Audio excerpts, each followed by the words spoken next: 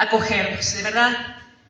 Muchísimas gracias por esta oportunidad de encontrarnos, de reencontrarnos, de mirarnos a los ojos, de abrazarnos en un momento que para todas y para todos es también, hay que decirlo, compañeras y compañeros, muy difícil y doloroso.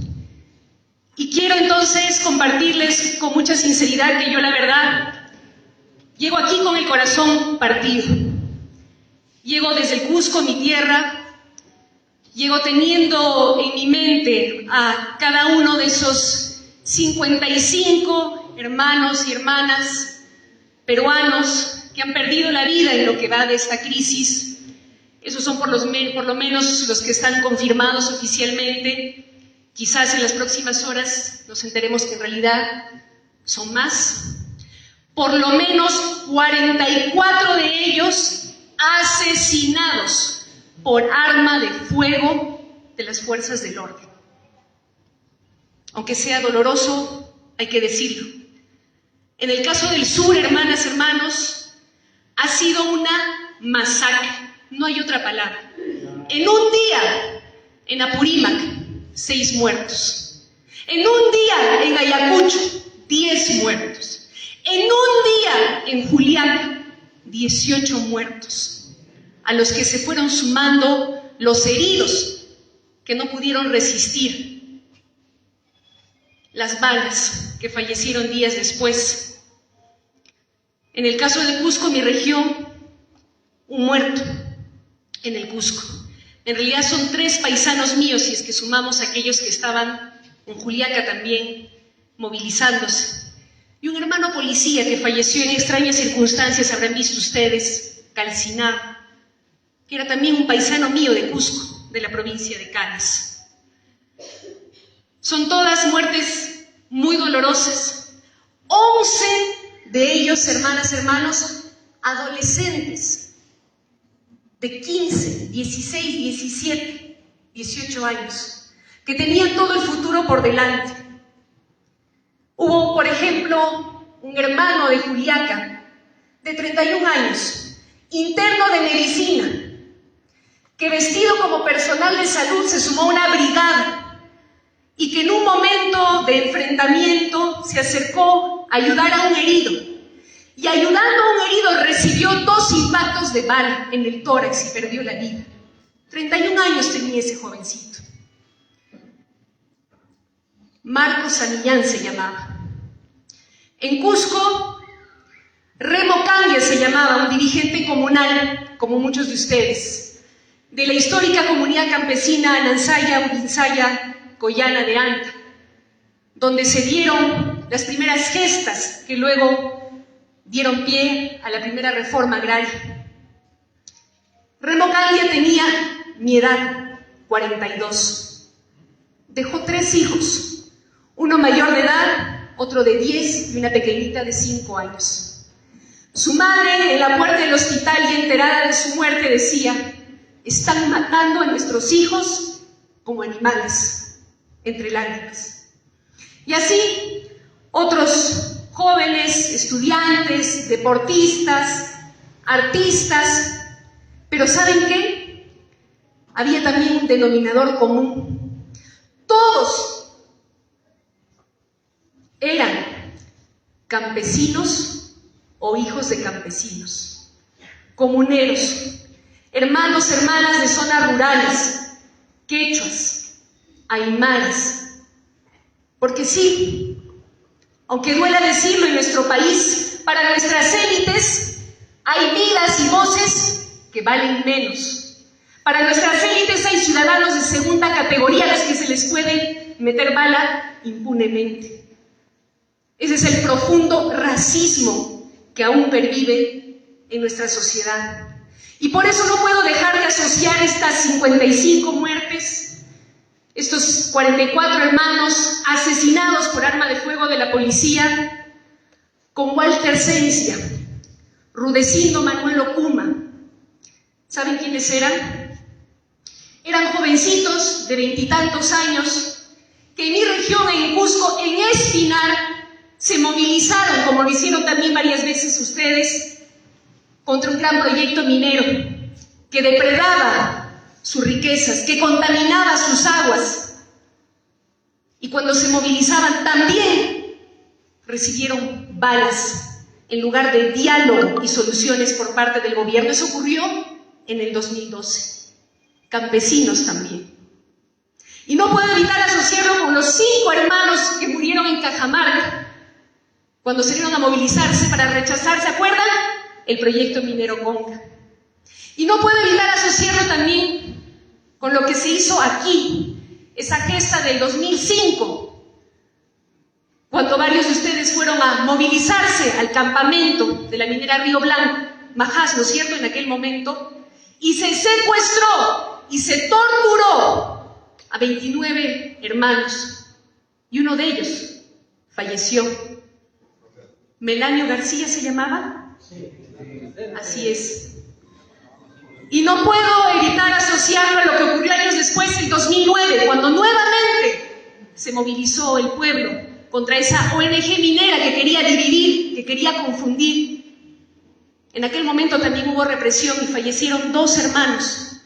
La necropsia dijo que recibieron disparos por la espalda, de arriba hacia abajo. ¿Hubo justicia por alguna de esas muertes? ¿Hay alguien preso? ¿Hay alguien sentenciado por esos asesinatos? Ninguno, ¿verdad? Porque eso es lo que está en el fondo de esta crisis.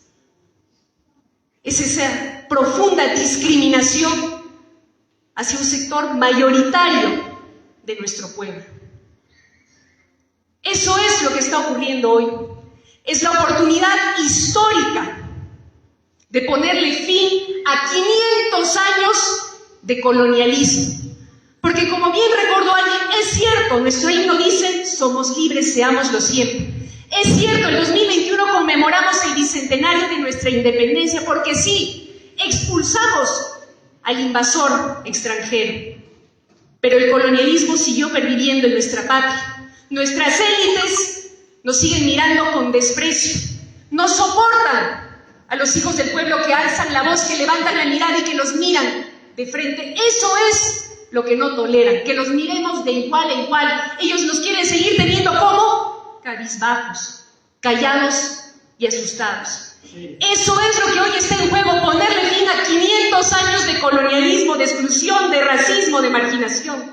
Ponerle fin a 30 años de neoliberalismo depredador, que ha reducido nuestro Estado a la nada, un Estado arrodillado ante las grandes empresas, un Estado débil, precario, que no es capaz de garantizarnos salud, educación, que como lo recordó el hermano Nano, nos dejó morir en la pandemia más de 200,000 peruanas y peruanos, el país con la más alta tasa de mortalidad en el mundo.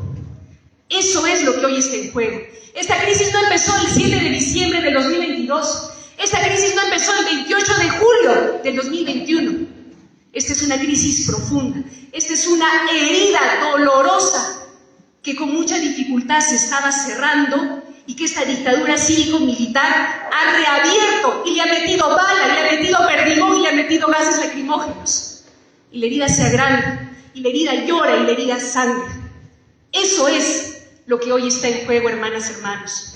Esa crisis profunda, estructural, política, social, económica, climática, que hoy ha devenido en lo que dice aquí, una dictadura cívico-militar, donde, ojo, quienes manejan los hilos del poder son precisamente los poderes fácticos, como los llamamos, ¿no es cierto? El poder económico, que mueve los hilos, aunque no aparezca ni dé la cara. El poder mediático, ese oligopolio mediático concentrado en Lima. Las fuerzas del orden, de la mano de la ultraderecha política. Y para todos ellos, como decía hace algún momento, Dina Boluarte no es más que un títere ocasional. Luego encontrarán otro y otro. Y nosotros tenemos que ser certeros en ver la película completa, ¿no es cierto? No solamente a quien hoy está supuestamente liderando estas masacres, la señora Boluarte, sino a todo el aparato que se ha armado detrás. Es decir, Quienes perdieron las elecciones son hoy los que están gobernando y quieren atornillarse en el poder. Por eso, mientras el pueblo se moviliza, ellos en el Congreso, ¿qué cosa plantean? Reelección de congresistas, bicameralidad, ¿no es cierto? Pero no para mejorar la representación política, sino porque quieren repetir el plato, quieren seguir ahí indefinidamente y peor aún, han presentado un proyecto de ley, mucho ojo, para controlar a los organismos del sistema electoral, OMPE, RENIEC y Jurado. ¿Para qué? Para que cuando vengan las nuevas elecciones ellos puedan manosearlas a su antojo, hacer ese fraude que supuestamente ellos decían, denunciaban, que se hizo con la candidatura de Pedro Castillo y que fue absolutamente falso, pero ellos sí quieren hacer fraude ahora, porque no les importa, ni nunca les importó la democracia. Una dictadura cívico-militar con todas sus letras, frente a la cual, como decía hace algún momento, el pueblo ya ha ido construyendo la salida, que pasa por la renuncia de Dina Boluarte, la renuncia de la mesa directiva del Congreso, la elección de un gobierno de transición que adelante las elecciones generales para este año y al mismo tiempo un referéndum para que el pueblo soberano diga si quiere o no una nueva constitución vía asamblea constituyente. Ese es el camino que nos estamos planteando. Frente a lo cual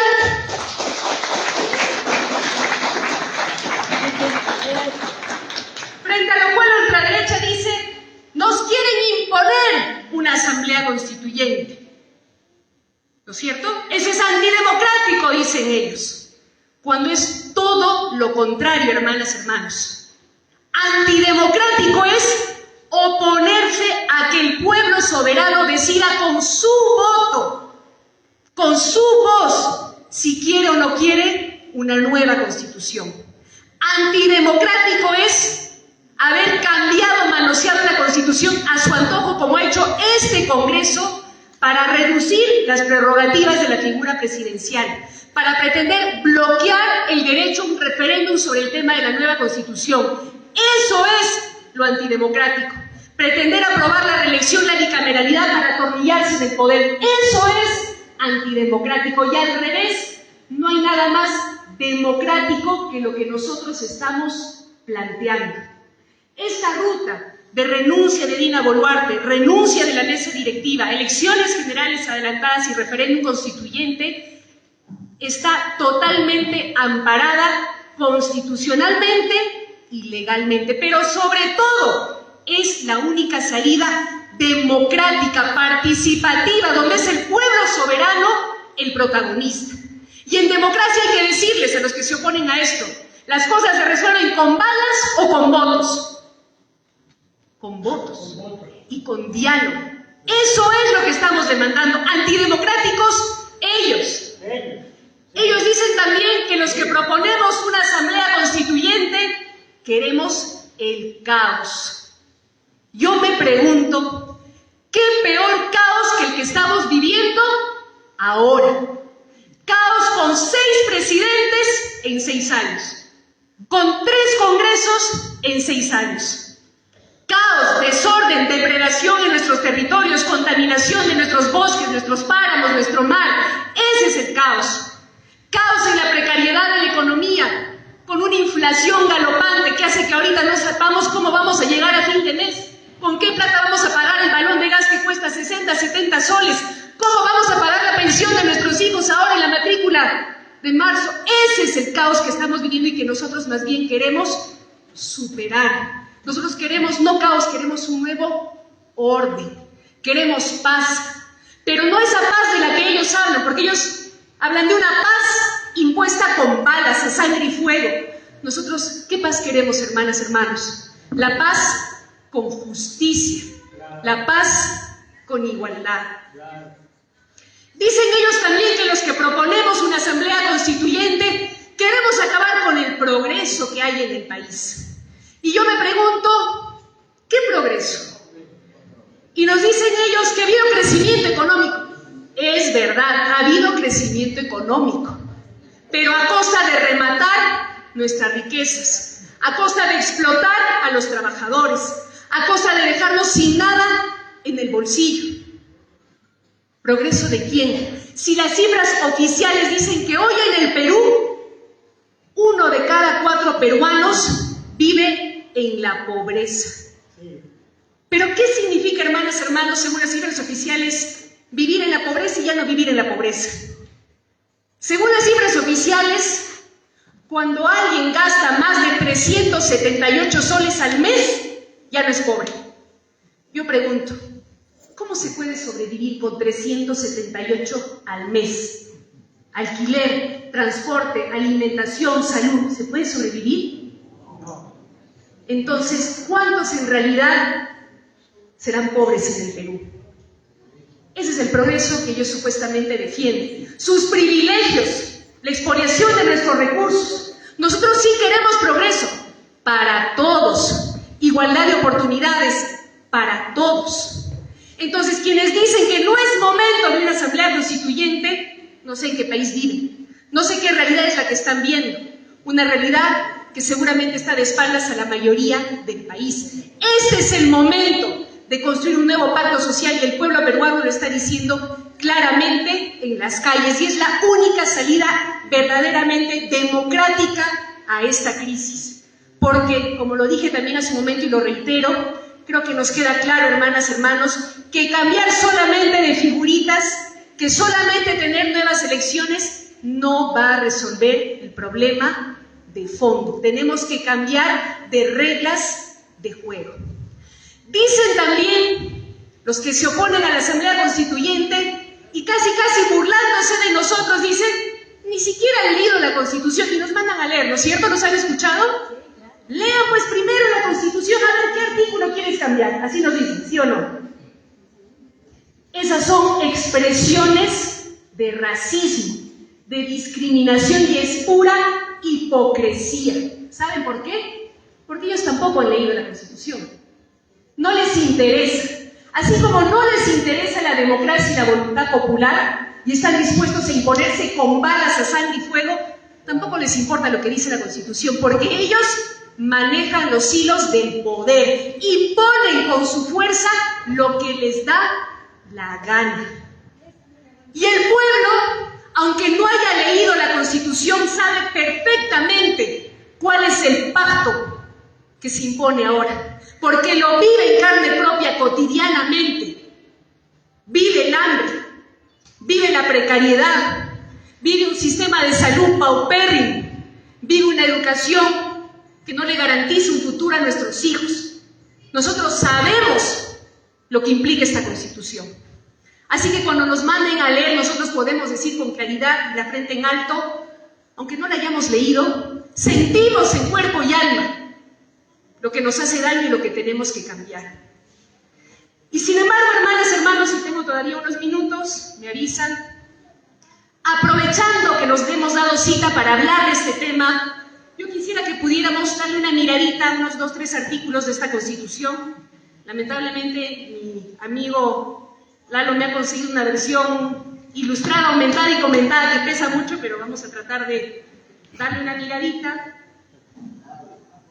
Por ejemplo, dice el artículo 58, el Estado orienta el desarrollo del país y actúa principalmente en las áreas de promoción del empleo, salud, educación, seguridad, servicios públicos e infraestructura. ¿Se dan cuenta? El Estado solamente orienta y actúa en las áreas de promoción del empleo, promoción de la salud y la educación, no habla de garantía del derecho a la salud, a la educación, a la vivienda, habla de una lejana promoción, habla de una lejana orientación. A diferencia de la Constitución del 79 que ha sido mencionada aquí, que dice claramente que el Estado tiene que asumir su papel de planificar el desarrollo nacional, planificar responsablemente en función del bien común. Qué diferencia, ¿verdad? O por ejemplo, el artículo 60 de la actual Constitución que dice que solo autorizado por ley expresa, el Estado puede realizar subsidiariamente actividad empresarial. O sea, lo que acá nos dice es que el sector privado, las inversiones privadas lo van a resolver todo mágicamente. Y que solo en última instancia el Estado puede intervenir si es que el Congreso se lo autoriza. Y por eso tenemos un Estado que está atado de manos y pies, que no nos garantiza soberanía sobre nuestras riquezas, ¿no es cierto? No es el Estado en nuestro nombre el que decide qué se hace con nuestras riquezas. Son las transnacionales que vienen y que dicen, quiero tu cobre, quiero tu agua, quiero tu oro, y le extraigo cuando me da la gana y como me da la gana. Cuando es el Estado el que debería decidir en diálogo con sus pueblos cómo, cuándo y dónde se deben utilizar determinados recursos. Cuando hay actividades estratégicas en las que el Estado sí debería participar, como el agro, por ejemplo, que está en nuestro país completamente abandonado. Y cada agricultor a merced del cambio climático, que ahora nos trae, ¿no es cierto?, granizada, como me comentaban acá, en pleno mes de enero, igual que ha ocurrido en mi tierra, en Cusco, sin un seguro agrario real, sin capacitación, sin asistencia técnica, como sí tienen todos los otros países, ni siquiera desarrollados, en vías de desarrollo, que sí reciben subsidio, asistencia técnica, seguro agrario, pero no, acá en el Perú dicen que el Estado no se puede meter, que la inversión privada todo lo va a resolver mágicamente. Dice también el artículo 61, y con esto voy terminando, que el Estado facilita y vigila la libre competencia. Bacán.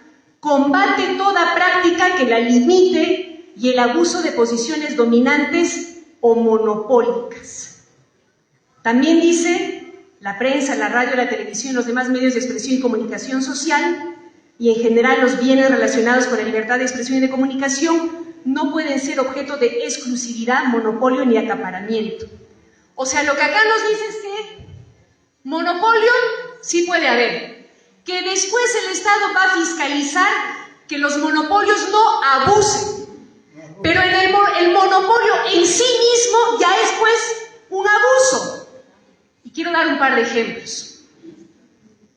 Hace poquito nada más, Interrey, que es una gran empresa que maneja todas las farmacias, Inca Pharma, ha comprado un conjunto también de otras cadenas de farmacias como FASA, BTL, ¿no es cierto?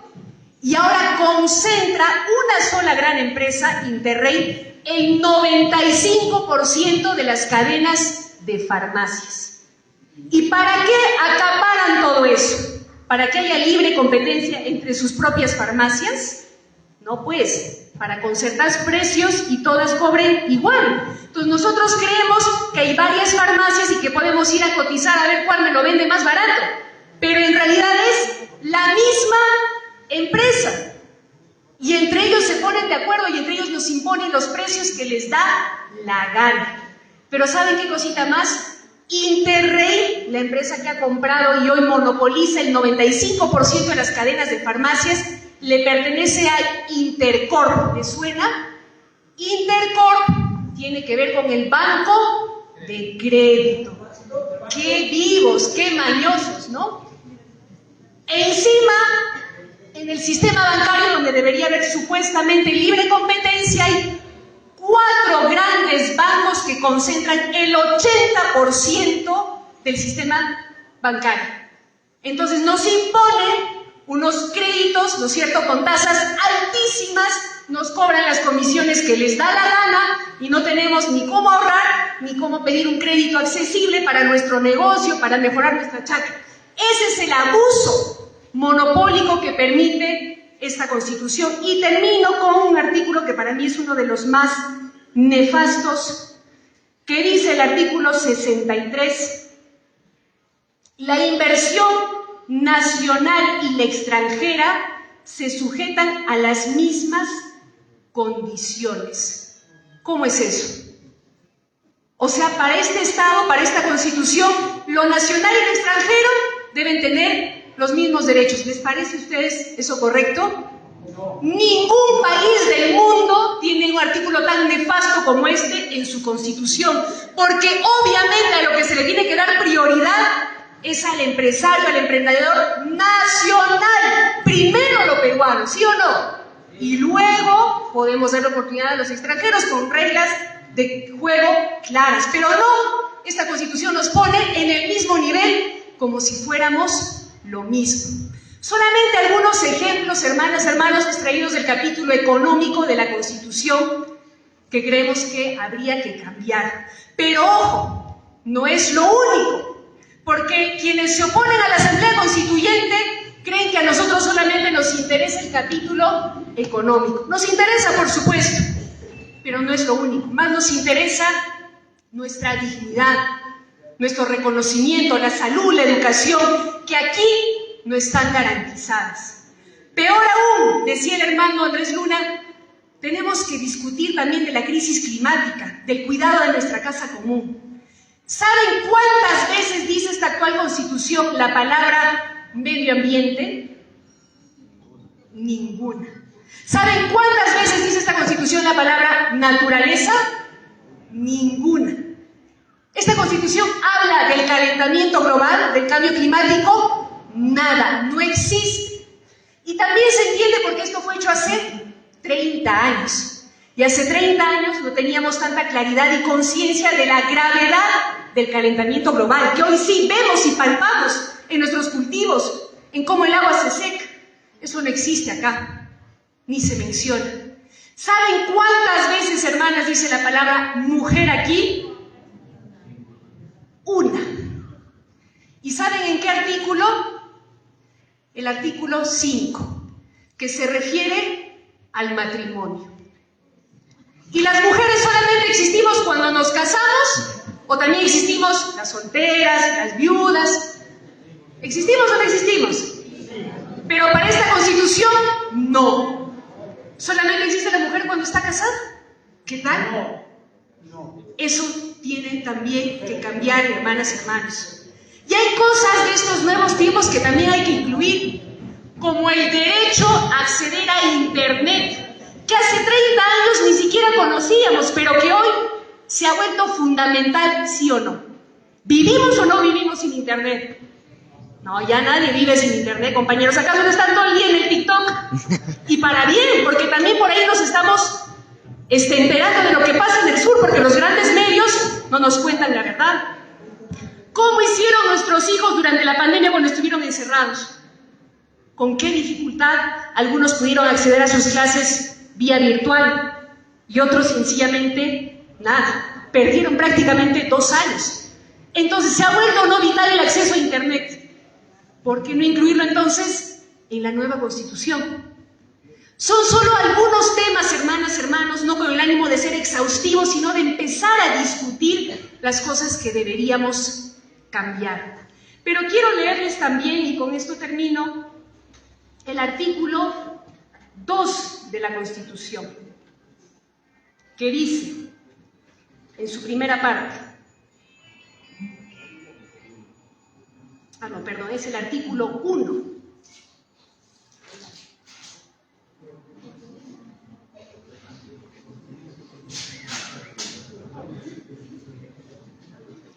El artículo 1 de la Constitución dice: la defensa de la persona humana y el respeto de su dignidad son el fin supremo de la sociedad y del Estado. Hermoso, ¿no? ¿Se cumple o no se cumple? Este gobierno cívico-militar, esta dictadura cívico-militar, ¿está garantizando la defensa de la persona humana o les está metiendo bala? Lo digo, hermanas, hermanos, para que tengamos entonces conciencia que lo más importante no es lo que está escrito aquí, porque hay cosas bonitas como las que acabamos de leer, pero que al poder no le interesa, no lo hace, no se cumple. Por eso, más importante que lo que podamos escribir aquí es lo que podamos sembrar en nuestras mentes y corazones. Es ese gran consenso nacional que podamos construir sobre cuáles son las nuevas reglas de juego que tienen que regir nuestro país. ¿Va a seguir mandando el poder del dinero o el poder del pueblo? El poder del pueblo. ¿Va a seguir siendo más importante el lucro, la ganancia, la plata o la dignidad humana? ¿Vamos a seguir rematando nuestras riquezas indiscriminadamente, depredando y contaminando? ¿O vamos a cuidar la naturaleza? ¿Vamos a usar nuestros recursos soberanamente? Pero también tenemos que pensar cuáles son los valores que nos van a guiar como país. ¿Vamos a seguir estando divididos con una élite que nos mira con desprecio por encima del hombro, que nos trata con racismo, que nos discrimina? ¿O vamos a construir una patria de iguales? Eso. ¿Vamos a seguir soportando las mujeres el machismo, el acoso, la violencia? ¿O vamos a poder vivir en dignidad y en libertad? Así es. Eso también tiene que estar discutiéndose, hermanas, hermanos.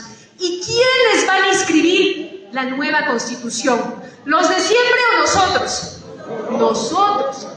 Por eso, hermanas, hermanos, tenemos que empezar esta discusión ya, desde ahora, y saludo y felicito que aquí las organizaciones de Ayabaca se lo estén planteando. Porque bien decían nuestros hermanos, necesitamos movilizarnos, ir a Piura, ir a Lima, a sumar nuestra voz a la que ya han alzado los pueblos del sur.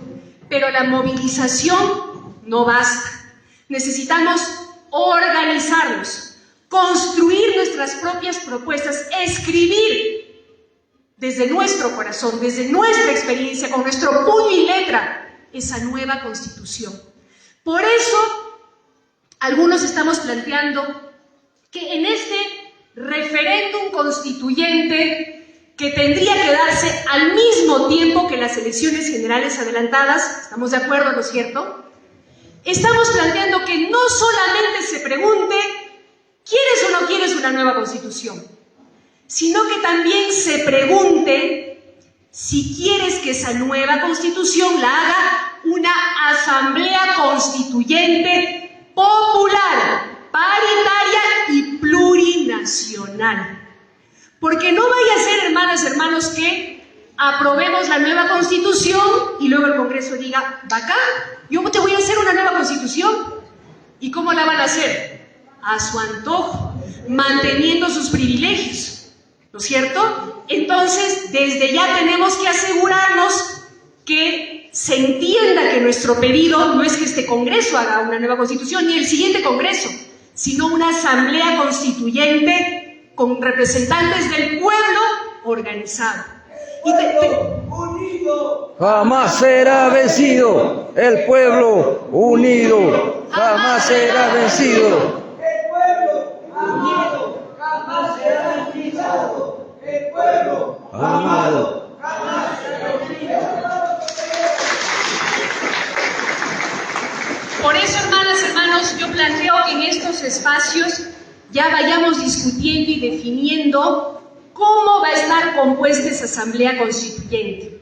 En su momento nosotros preparamos un proyecto de ley para que lo presentara el Ejecutivo, lamentablemente no se dieron las circunstancias, donde planteábamos que el 30% de la Asamblea Constituyente fuera elegida desde los partidos políticos.